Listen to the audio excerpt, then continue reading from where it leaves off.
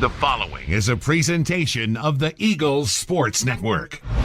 Game report with head men's basketball coach Chuck Benson. Chuck, really important note. This is the same headset that you had in Boone. Interesting, it's working. I guess I'm a poor teacher. I didn't say that, Cap. It is. I was saying let's get David Needs to give us some Eagle Club money and get some new headphones if we need them. It's the responsibility of the leader to appropriately teach, and I clearly did not do a good enough job. I've got confidence in you. I've still got confidence in you. It's not shaking my confidence in you. I appreciate that. What a performance, especially from the start.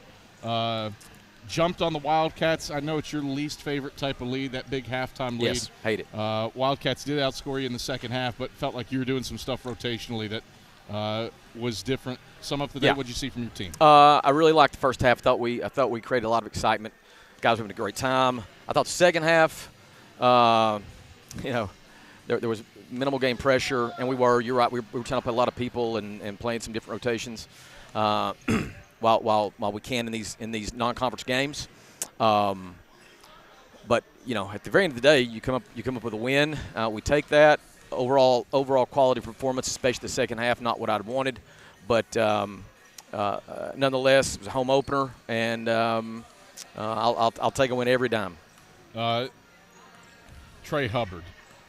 Can you sum up his unreal efficiency, 9-9 from the field? Well, yeah, it's special. I mean, he puts a lot of pressure on the rim, on the paint, but he can also shoot the basketball. So, I'm pleased with that, very pleased with that. I'm happy for him, happy for our team, what he does, because not only did he score it well tonight, he rebounded he led us in scoring, led us in rebounding, led us in steals. He took over in a multitude of ways. So happy for Trey tonight for sure. Got some other guys involved. Tate Mulkey, we've seen what he could do from afar at Coker, one of the best three-point shooters in this league over the last two seasons. Had a slow start to his Carson-Newman career. Was just 2 of 7 from beyond the arc.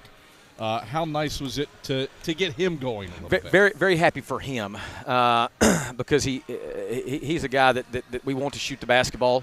It's really hard from a minutes distribution standpoint for him to get the same kind of minutes he got in his last stop at Coker. I think he was averaging about 20 minutes a game. He's not really getting that kind of minutes tonight. He did, however, not get those kind of minutes and made 4 threes. So he's one of the best shooters in the country, and we're glad we got him. Matt Bilbray continues his development. Khalees Fry, first career double-digit scoring effort for him. What are you seeing out of those two early that gives you hope for integration late? They're getting experience. Matt, obviously being a freshman, it's great to see his confidence grow and his maturation. Khalees has a little bit of a different role for us, and we're still really sort of defining what that role will be here. Obviously, he's an elite defender. But trying to convince him how he can also add value offensively. We're doing that. All in all, I like where they are at, and it's still very, very early this season. We're talking, we're here early mid-November, and some of those that second-tier group, they're coming along nicely. This is your third game in 4 days, and against two good ones in Boone. King, always a tough styles make the fights game. Yeah. Lees McRae returns a lot from a 19-win team a year ago. How does this 3-game stretch in a truncated time help prepare your team for down the road? Well, I mean, obviously, we were very intentional in the way we went about scheduling. We got to go to Florida and play in that elite event and got great experience there. Then you come back, go to the neutral away situation with Conference Carolinas, and we finally get to come back here and play one at home before we start jumping into conference play. So we've really tried to test ourselves in both these early non-conference games and preseason scrimmages, and I like the progress we're making. Still very early, still a lot of improvement, a lot of wrinkles to get ironed out, but all in all, I'm happy with what I'm seeing with our team right now. Turn your attention, and mind you, I do not care for this one bit. November 16th, you're playing a conference game, and Lenore Ryan comes in here. It does not feel right that you will have played 4 conference games by the time the month ends.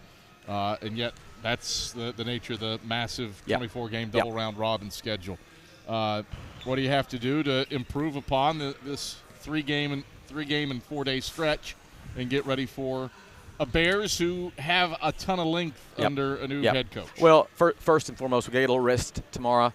Give us a little extra time to prepare. Clearly, what we do know about Lenore Ryan, first-year head coach, and a reconstructed roster, completely different schematic approach.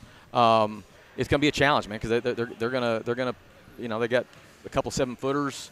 They're playing 2 big lineup. They really try to pound it inside. The coach is coming off a championship at the other D2 school he was at on the West Coast with a pretty unique strategy. So it's going to be a perfect style make fight kind of scenario. It's going to, we're a little bit more perimeter oriented. They're a little bit more post oriented. We're a little bit more heavy 3. They're a little less heavy 3. We're more finessey. They're more power. So it's going to be a tale of two cities, and we'll see who comes out on top. Chuck, pleasure as always. Have fun Saturday without me. Great. Thanks, Kev. That's Carson-Newman, head men's basketball coach Chuck Benson. Domino's postgame report rolls on with a check of the ShopSeeingEagles.com scoreboard. Back after this on the Eagles